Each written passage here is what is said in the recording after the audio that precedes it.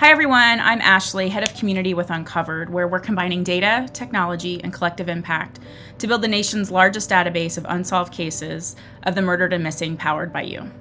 Our mission is to move people from an interest in true crime to advocacy to help solve the more than 200,000 unsolved cases in the US. We know victims' cases that go cold most often are those that rarely receive proper representation in the community, the media, or the justice system. And with equity for Black, Indigenous, LGBTQ+, and other underserved victims not prioritized in the true crime community, we believe that together we can do better. We know that first starts by centering the voices of those most affected. So we recently had the opportunity to host a conversation with Kristin Welch of the Waking Women's Healing Institute, Marianne, Statz, an expert in no-body homicide and sensitive crimes investigations, and Starla Thompson, an Indigenous educator, scholar, and advocate about the epidemic of the missing and murdered Indigenous people. So before we get into this incredible conversation, I want to introduce Starla Thompson, who serves as an advisor to Uncovered. And I want to give some space to give an overview of the magnitude of this issue. So, Starla, can you share more with us? Welch, Ashley, for that introduction. As an Indigenous woman and mother, the murdered and missing Indigenous people epidemic is important to me for many reasons. My mother and my sister both went missing for large portions of their life. And so their absences, I felt them firsthand, but it caused trauma ripples, not just in our family, but throughout the community that we're still healing from today. And so that is the story of many MMIW families, that they largely face these issues alone and are fighting the epidemic alone. And there's statistics that show this. For instance, over 80% of Native American women have experienced violence in their lifetime. More than half of Native American or Alaskan Native women have experienced sexual violence in their lifetime.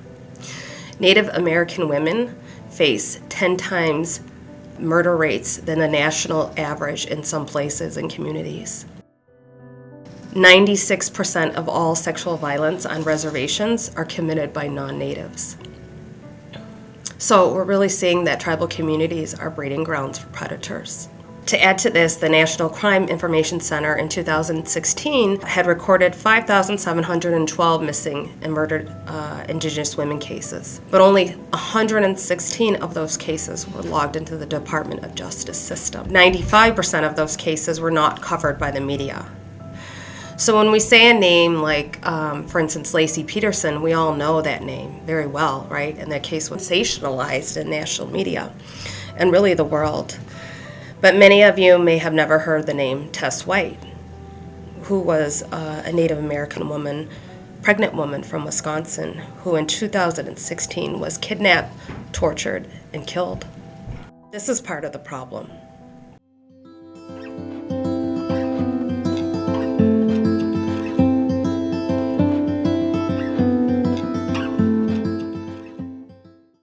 Poso Natamatamo Natakiam Wapashia Nitotam Kayas Mamachitok Omatno Manewik. So my English name is Kristin Welch.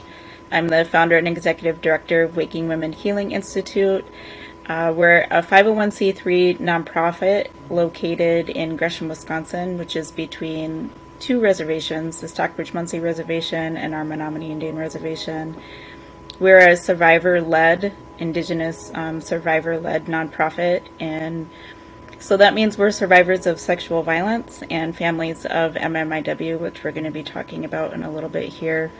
But the heart of the nonprofit work is healing and advocacy and justice work for our family members to create a safe space where survivors can learn, they can feel empowered, but they have these really safe spaces for their voices to be uplifted and to heal. Good morning. Wabano Gijikwe knows one, Gidede Nododam, Stone Lake Ndonjaba, Elsie Johnson Akomis, Borwan Mikwe and Dow. Good morning, everyone. My English name is Starla Thompson, and my spirit name translates to the first light that breaks the night woman. My mother was from Forest County Band of Potawatomi, and my father's from Santa Ynez, Chumash in California. My grandmother was Elsie Johnson from Stone Lake, Wisconsin. And so this morning I'm here because of them, because of my ancestors and my relatives. I come from a long line of matriarchs, and many of them are survivors, including myself, be it boarding school survivors or survivors of the foster care system, or sexual abuse survivors. So we have lived that story in our family, and it's why I'm here today. And I just I'm really grateful to be in this space. I'm grateful that I was able to partner with people like Kristin, who are doing the good work, and also Uncovered, who is making space in the public arena for these voices to be heard, because that's what needs to happen. So I'm just so grateful to be here. Thank you. Welch. Good morning. Thank you for having me. I'm honored to be in this space with these wonderful women. My name is Marianne Flynn Statz. I'm a retired detective from the City of Madison Police Department. I was a police officer for 30 years, and the majority of my career I worked as a detective, investigating and specializing in sensitive crimes. So crimes against children, stalking, sexual assault, domestic violence, missing persons, homicides. And when I retired, I still felt a pull to help survivors. Working with survivors was always a great honor for me. It was the most fulfilling part of my career. During my career, I was able to investigate a couple of cold cases, and one was a nobody homicide, which provided me the opportunity to get some experience and expertise in nobody homicides. So as a retiree, I currently instruct a course for the National Criminal Justice Training Center on the investigation and prosecution of no-body homicides, which has a direct connection to missing persons. And so when I heard Kristin talking on NPR, the local public radio, I was pulled by my heart to reach out to her and offer my assistance. I'm an ally. What I'm passionate about is getting answers for family, because professionally I've seen the resolution that can happen. I don't like the word closure, because there is never closure.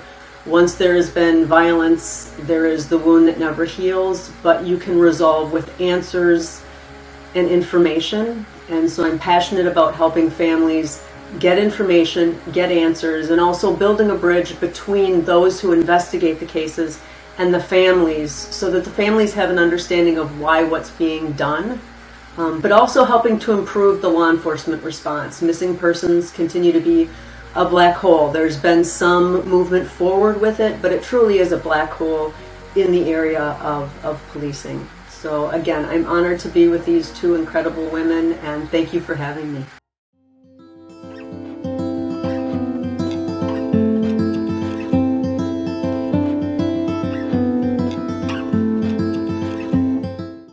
That's how I would like to end, at least my comments, is that I want to say Chi Miigwech in Potawatomi. That means thank you to Uncovered and really their subscribers for your necessary partnership.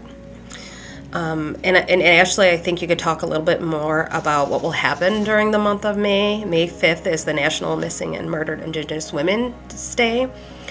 But all throughout that month, Uncovered will highlight Indigenous cases that are already visualized within their site. So if you want to talk. Yeah. So for the month of May, we will feature not only this incredible conversation, but additional resources like Starla pointed to. So you can go directly to these communities that are providing these services, find out how you can help, how you can support with not only your time, your talent, but also your treasure to make sure that these resources are impactful and helping people. And then highlighting the cases. So in our database that I mentioned at the top, that we have cases across the country. So we visualized, pulled all the publicly available information and coupled that with ways that you can help, how you can keep them in the forefront, but how you can also reach out to law enforcement agencies if you have information, making sure that these cases just don't turn into statistics, but reminding you that these are people, these are family members who still want answers, who still need answers, who still deserve answers. And then utilize the power of collective impact to be able to crowdsource gaps in ongoing investigations that are happening too, particularly those cold cases. So like I mentioned before, cases that are at least 36 months or older.